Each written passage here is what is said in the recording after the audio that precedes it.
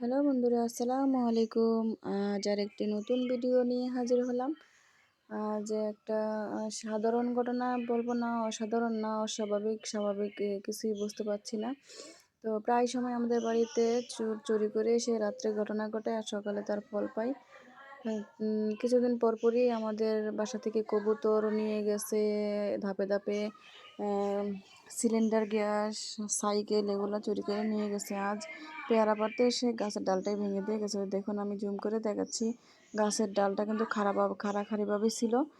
এটাকে মুচড়ে নাকি নিচের দিকে রেখে গিয়েছিল, তাই আমার বাগিনা গাছের ডালটা কেটে এখন বাড়ির ভিতরে রেখে গেছে।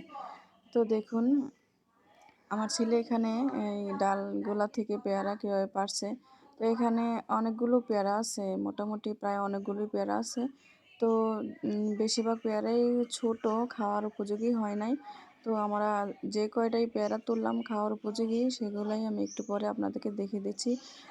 অনেকগুলো পেয়ারাই মোটামুটি এখানে পারছি আমরা। তো দেখুন অনেকগুলোই পেয়ারা এখানে। তো এগুলা খাওয়ার উপযোগী আর বাকিগুলো খাওয়ার উপযোগী না। তো যাই হোক, আমার ছেলে চোরের কথা শুনে এখন সে বলছে গাছে ওঠে নাকি চোরকে পাহারা দিবে।